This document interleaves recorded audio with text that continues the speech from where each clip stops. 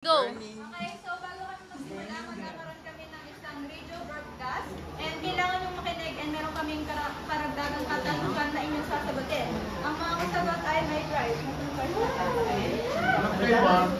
May something. Pwede na magkaroon ng something? Sumagot kayo. Ano yun? Ready? Magandang araw Pilipinas! Ngayon ay nakikinig sa DZRP, Radyo ng Bayan. At narito kami upang maghatid ng mahalagang balita tungkol sa bagyong Yolanda o Typhoon Haiyan, isa sa mga pinakamalakas na bagyong tumama sa ating bansa. Noong Nobyembre 8, 2013, tumama ang Yolanda na may lakas ng hangin na umabot sa 350 km kada oras. Pinansala nito ang malaking bahagi ng Visayas, partikular na sa Tacloban sa Leyte. Bukod sa matinding hangin, nagdala rin ito ng storm surge na nagdulot ng mabilis at matinding pagbaha. Sa ilang araw ito, maraming kabahayan o tuluyang nawasak at sinulikong tao mula ng tirahan. Ayon sa NJRSC, mahigit 6,000 ang nasawi at milyon ang naapektuhan. Isa itong ahensya na nagpapaalala sa atin ng kahalagaan at ng kaligtasan kada araw. Anak, nahanap mo na ba yung bawang natin? Malakas ng hangin sa labas. Opo, Nay! May tubig, dilata, flashlight, extra damit, gamot at mga birth certificate natin. Mabuti yan. Kapag niwala, parang kayo lumikas at huwag tayo maalis. Huwag na natin hintayin lumalapat. Sa panahon ng kalamidad, ang kahandaan ay kailangan kaligtasan. Maghanda ng bumbag at makinig sa opisyal na anunsyo. Hatid sa inyo ng DZRP Radyo ng Bayan. Kasama nyo sa lahat ng sakuna. Mga kababayan, huwag nating kalimutan ang maagap na mga paghahanda ay susi upang maiwasan ang mas maraming pinsala at panganib sa buhay. Makinig lamang sa opisyal na ulat mula sa pag-asa at lokal na pamahalaan at makapag-ugnayan sa iyong komunidad. Sa gitna ng sakuna, sama-sama tayong babangon. Muli, ito si Nika Alo At ako si Donna Lucero para sa DZRP Radyo ng Bayan. Sa lahat, ligtas ang may alam. Nakinig ba kayo? Nakinig kayo? Ito ang kaalaman. So, di ba nangyari yung bagyo ni Landa 2013? So, ilang taon tayo nun? Mga 3 years old. May alam mo ba sa mga doon? Wala. Pero ang karamihan ay 3 years old to 4 years old. Mga taon na yun. So, kung panahon na yung wala pa kayong alam, hindi nyo pa alam yung nangyayari at wala pa kayong kamalay-malay. Pero what if, ganitong age, ilang taon na kayo ngayon? 15! So what if 2013, tapos yung taon yun, 15 years old na kayo? Anong mararamdaman nyo kapag nangyari yun sa inyo? Taas ang kamay! Bakit kayo? Muna! Bakit?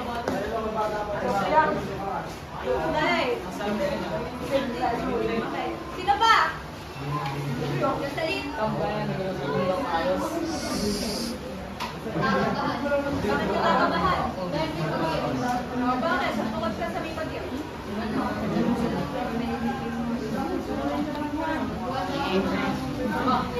Martin. Uy, ako! Ako!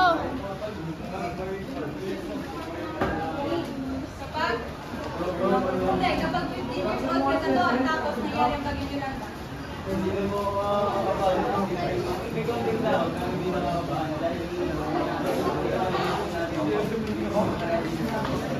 Tama.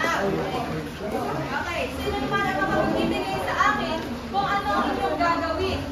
Pagkatapos or habang at bago nangyayari ang isang Ako! Pwede na nakakasagot sa... Sino ba hindi nakakasagot? Ako!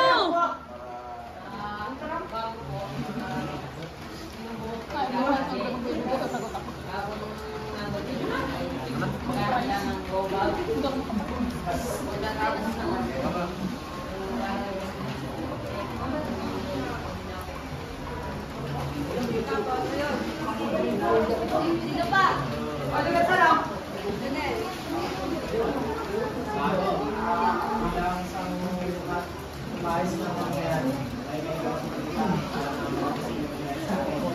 Tapos, hanapin natin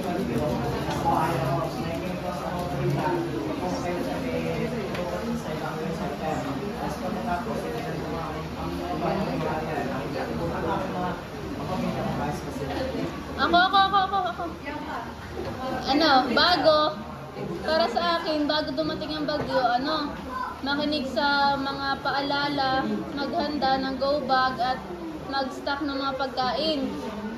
Habang is stay indoor, tapos tingnan kung may kulang sa parts of the family or may injured. Tapos pagkatapos naman is tingnan kung may sira ang bahay at ayusin. Okay.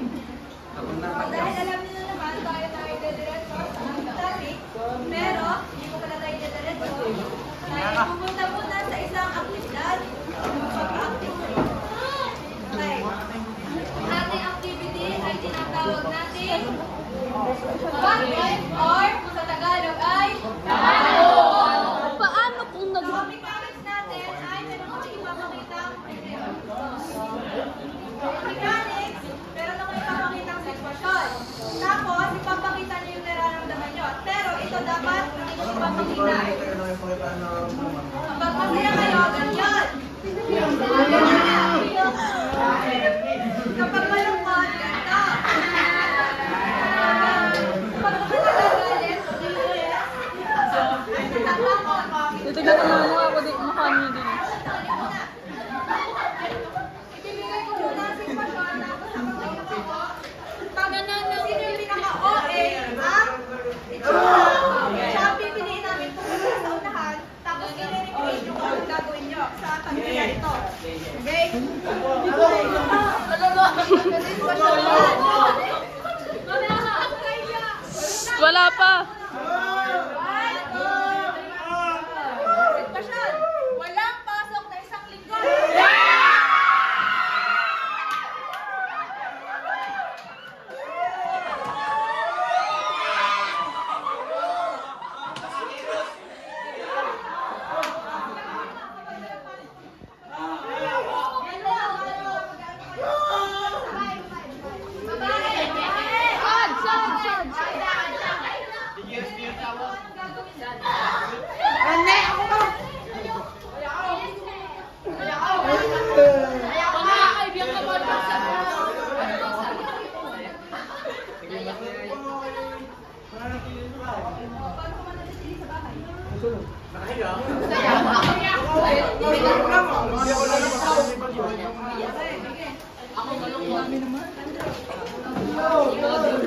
Sitwasyon 2. Naglalaro ka ng online games nang biglang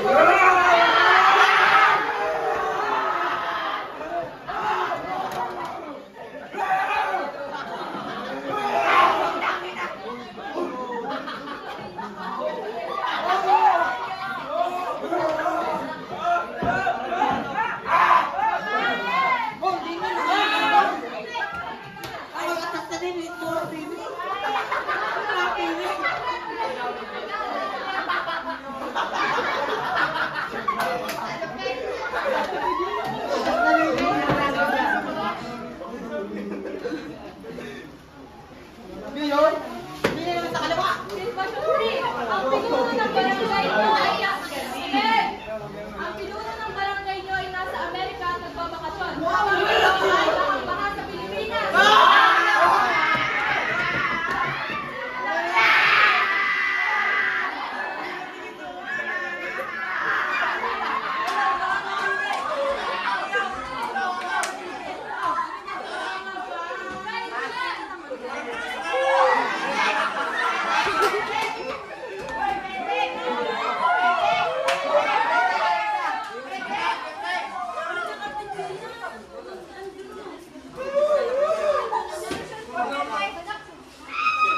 Nakita mo ako yung kapitbahay na umiiyak dahil namatay ang kanyang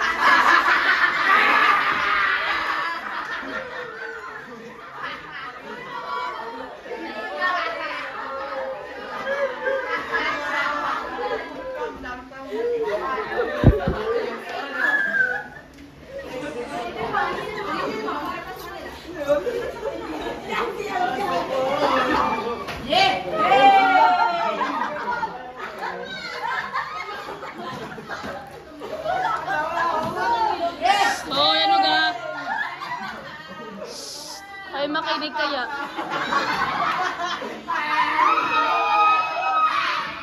Tinatawanan, alam na namin namatay. Ang tama.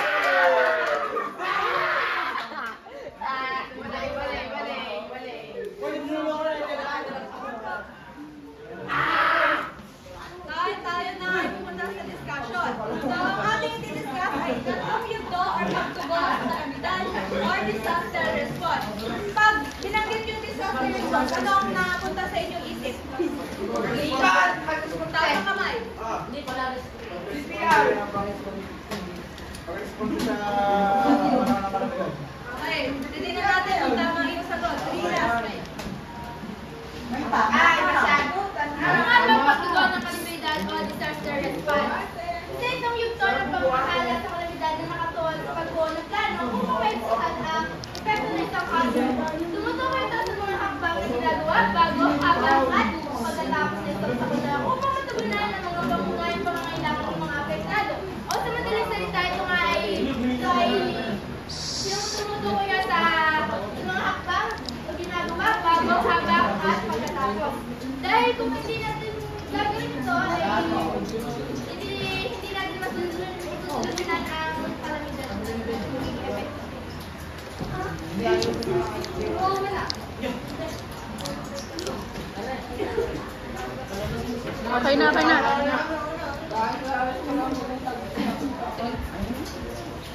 So, ano nga ba ang layunin ng pagtugon? Or ano nga ba ang goal ng isang pagtugon? So, una, ang kailangan nito ay gumawa ng konkretong basihan sa pagbuo ng plano. Siyempre, kapag gagawa tayo ng plano, kailangan ay basihan tayo o tunay na informasyon na ating makukuha. Dahil, kapag tayo kumuha ng hindi naman factual at hindi naman natin maasahan, eh parang pupunta lang natin sa wala ang ating makukuha informasyon at mas lalo lang lalala ang ating epekto ng kalamidad. Kaya kinang pagtukoy sa mga pangangailangan ng mga biktima. Agad nating magtutukoy ang pangangailangan ng bawat isa. Hindi tayo mauubusan or magkakaroon ng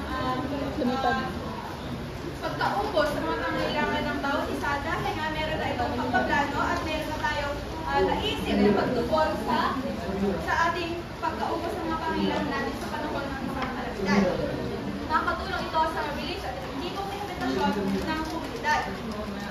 Dahil nga meron na tayong pagtugon, mas mapapabilis nito ang ating pagsasaayos ng mga nasira ng isang kalamidad dahil nga ito may prevention na at may plano, hindi na tayo maghihirapan na ayusin ito dahil nga meron na tayong nakalaan ng pagplano sa pagtugon.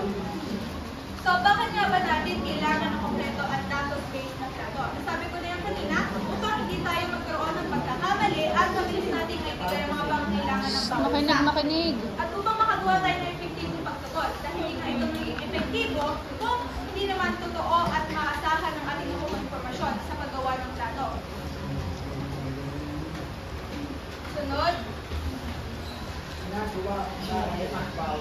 Ano nga ba ang dapat gawin sa pagsasagawa ng epektibong pagtugon sa kalamidad? Or ibig sabihin nito, ano yung dapat nating isaalang-alang sa pagbuo ng isang magandang plano at maging epektibo ang ating pagtugon? So, unang-una na diyan ay ang pagtatasa ng pangailangan or needs assessment. Kasi salitang needs assessment na ito ay pag-assess sa mga pangailangan ng isang pamayanan or ng mga tao. Dito tinatalakay yung mga pangailangan ng pagkain, damit, mga gamot, or mga supplies na kailangan ng bawat pamayan.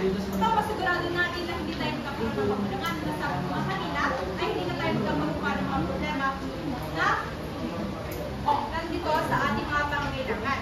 Pangalawa ay pagsusuri sa pinsala or damage assessment.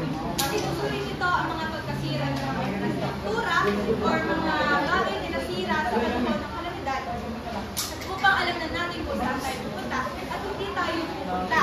Dahil nga ito ay mayroon ng assessment na hindi kung meron magkalagay dito pupuntaan o hindi natin pupuntahan upang masigurado ang kaligtasan ng bawat mamamayan. At pangatlo, Pagkatasa ng pagkawala o loss assessment, pagsusuri sa samantala o pamatagal ang pagkawala ng serbisyo, production, dulot ng kalamidad, dulot ng pagkasira ng mga pananim. O sa madaling salita, mga sinusuri nito ang mga pansamantala o yung pamatagal ang mga trabaho nawala dahil sa kalamidad. Tulad ng mga pananim, di ba, kapag may bagyo, ang ating mga pananim tulad ng gulay at saka mga bigas ay naapektuhan dahil sa yun, at pag na-ating na tayaan na yun, at ating naisip yung mga assessment na yun, ay makakabuo tayo ng isa. Yan. So, ano muna pala ang dapat natin gawin bilang mamamayan dahil nga ang gumagawa naman ng mga planong ito or paalala ay ang ating gobyerno o mga barangay. Wait lang, babasahin na. So, bilang mamamayan, ano ang dapat natin gawin? Bilang isang responsable at may tungkulin mga mamamayan. Sige, magsagot mo na kayo tapos sa mga. Para sa akin, ang gawain or responsibility ng mamamayan is sundin yung mga utos ng nakakataas or ng mga barangay officials para mas safe tayo sa panahon ng bagyo. Siyempre, yun ang sinutalaran.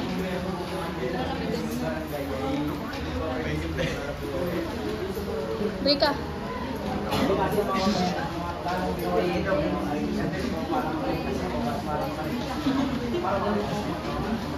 Tingnan natin kung ito ay tama.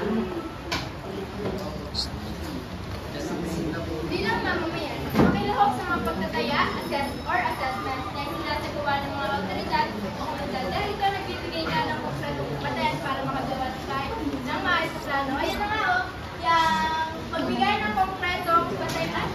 Nagbibigay siya ng konkretong patayan para makagawa ng maayos na plano. Dahil din sa mga, kung hindi tayo makikilahok, hindi tayo madadagdagan ng mga hindi madadagdagan ang ating kaalaman. Tsaka, pag hindi tayo nakilahok, maaaring mabisala din ang ating mga barangay at pwede din tayo makatulong kung tayo ay makikilahok tulad ng mga program sa pagtatanim o pagtulong sa pag-segregate ng basura.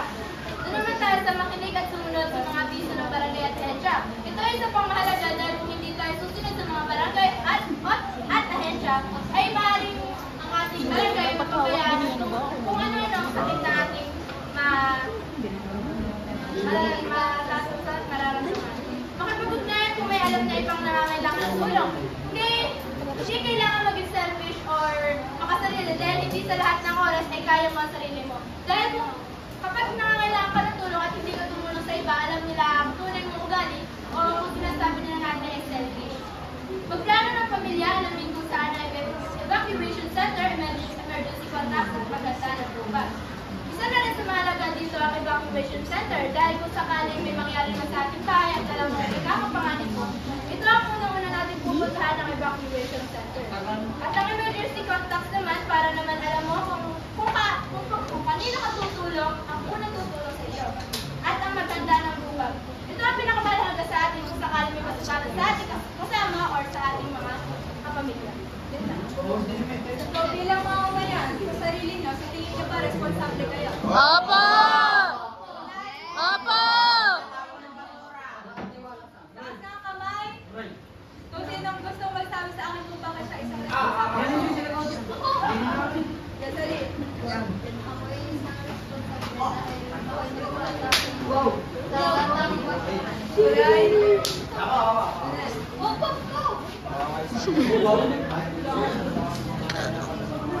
Akin may dalawa. Ako din, Rika. Carlo.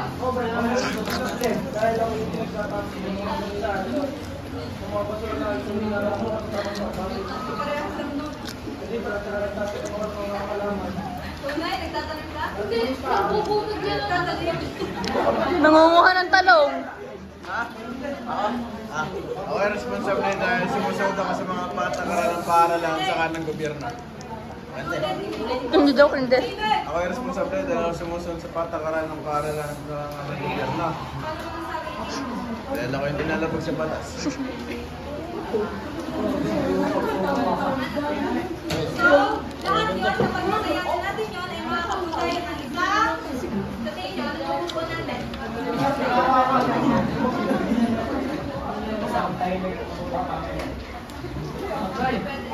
Tanaw? Tanaw? Mga mabubuo. Pagpupunan natin ang Basel! Jigsaw. ay CBD.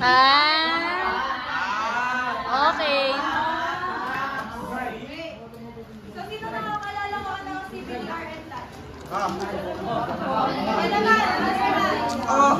Yung hindi nag-report. Ito ang CBDRN. Huwag kang tumingin dyan. Ano? Huwag kang tumingin. Kita. Yun. CBD, Pagtugon sa mga yung mga pakikilahok kung sakaling may panganib at isa ko lang. Anong meaning? Sa mga Anong C for what? ano ba? Ano ang CBDRM? Ang CBDRM ay Community-Based Disaster Risk Reduction Management Water Planning. Definition. Ha? Definition. Oh, yun na nga yung sinabi ko. Nakatingan lang. Kung may banta ng panganib ay sa una ay hindi mo ang mga hindi nakikilahok para sa madaling pagtugon niyo at kung paano maiiwasan ang panganib. Tama. Sa madaling salita, ito ay ang pagpaplano bago at habang pagkatapos mangyari na isang kalamidad kung ano ang inyong gagawin. So, Paano nga ba magiging epektibo ang isang CBDRM plan? Una, hindi magiging epektibo kung makakagawa tayo ng mga programa angkop na tunay na solusyon at sunod. O sabihin nun, matutuunan agad natin ang pansin kung ano ba yung dapat na mga proyekto na dapat nating ipakita or ating gawin at hindi natin matutuunan ng pansin yung mga bagay hindi naman necessary kung mag-unnecessary siya dahil hindi naman siya need at hindi naman din ito makakatulong sa ating kalamidad. At upang matiyak ang kahinaan ng komunidad ay mabibigyan ng solusyon hindi bago dumating ang lahat. So magkakaroon tayo ng mga prevention at hindi agad madami ang magiging epekto nito sa ating bayan. Dahil nga meron na tayong plano ay alam na natin ang gagawin sa bawat samuna at hindi na mas lalaki pa ito. Para magamit ng tama ang mga kailangan resources ng komunidad. Magagamit natin sa tama ang mga resources, yung mga pinagpupunan natin na magagamit natin sa pagdating sa kalamidad ay hindi ito masasayang lamang. Hindi sa ginagamit lamang natin ito sa mga wala namang kabulakang mga bagay, kagaya na lamang ng pagpuputo ng puno. Alam ba bakit ba ginagawa sa pagpuputo ng puno para magtayo ng mga illegal na logging, illegal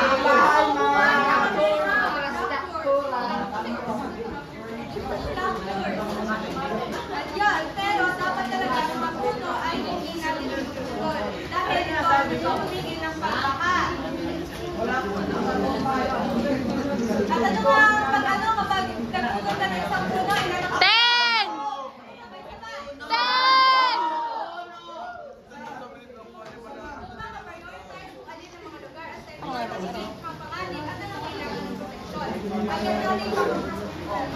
Unang pansin yung mga lugar na kailangan talaga ng atensyon at maayos agad natin ito. Hindi natin yung church na mahawak pa rin ang tao. Kailangan ng atensyon. So, may tanong ba kayo? Wala na po. Wala. Kami may tanong. Thank you for that wonderful question. Sino gusto? Ako. Annalyn. Full storage ka ba? Full storage. Ang gagawin?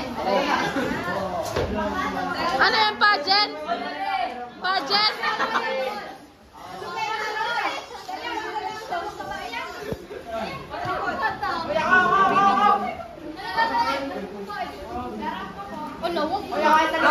Rarampa?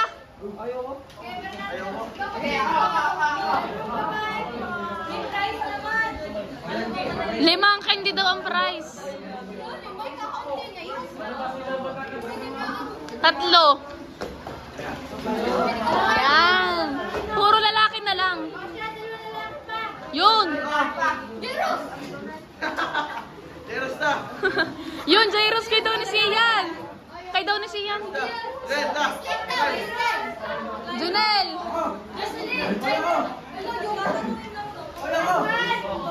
Ayan, yun. Isa pa. Grade number 1. Mantap. Number 1. Kantahe.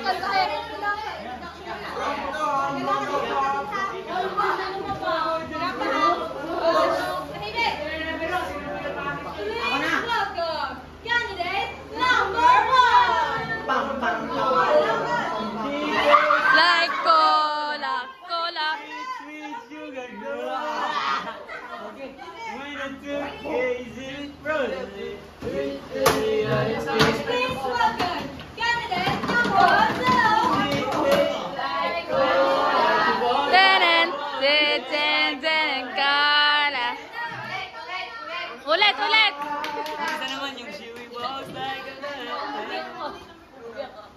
Let's welcome candidate number 2. She walks.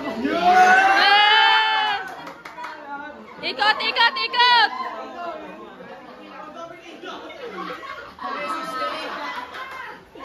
Please welcome candidate number 3. Tenenen.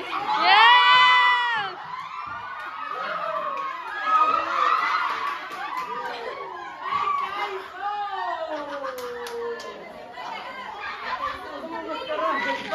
Candidate number 4.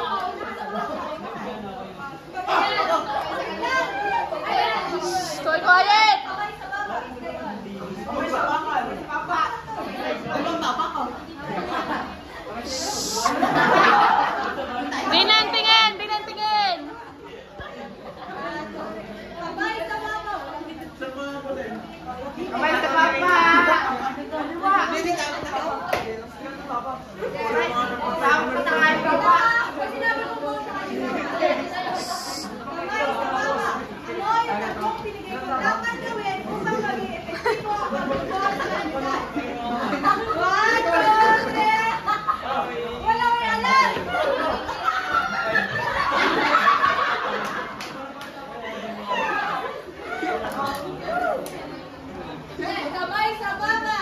1, 2, 3, go!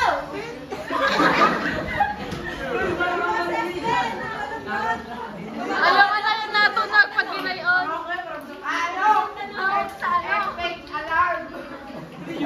Dapat daw yung nilitutan. Pamilya. Ano daw? Diyan ang flow. Tama. May points yun. Ilang pwede? First, second, third. Inubos yun ang time.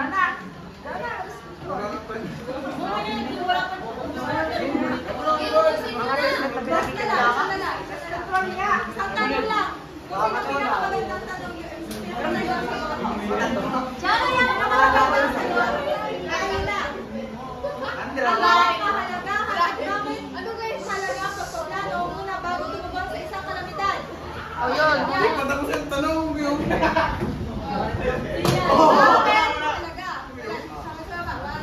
Bakit mahalaga ang pagpaplano bago tumugon sa komunidad? Malaga dahil maganda na meron tayong pundasyon para maganda tayo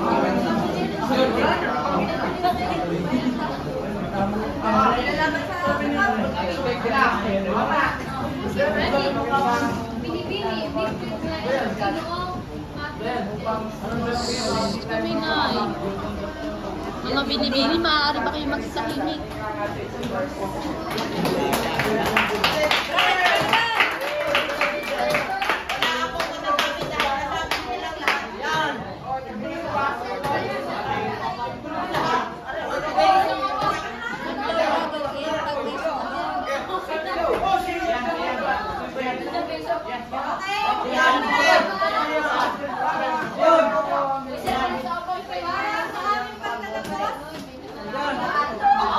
May bata ako din. Meron kami pagkakot na Kapag dumating ang unos, ang pagkakaisa at kahandaan ang tunay na kalasal. ibig sabihin, kapag dumating ang unos, kailangan meron tayong pagpaplano bago muna tayo tumusong sa isang kalamidad at ang tugon lamang dito ay pagkakaisa. Kapag meron tayong pagkakaisa, lagi tayong sama-sama at may tutulong sa atin at tungkulin mo rin tumulong sa iba.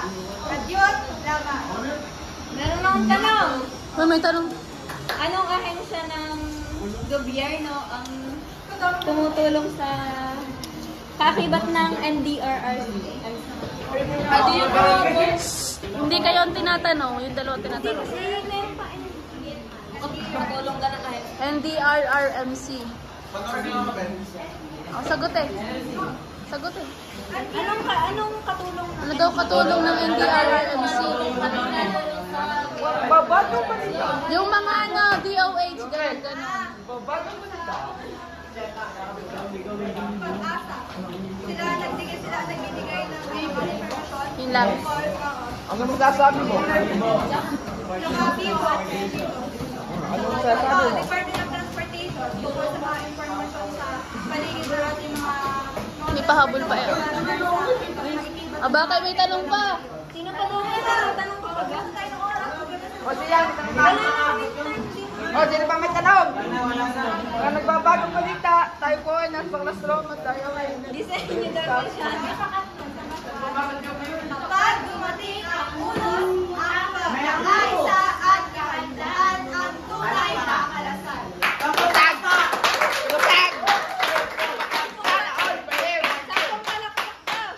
Sampang palakpak. 1, 2, 3, go!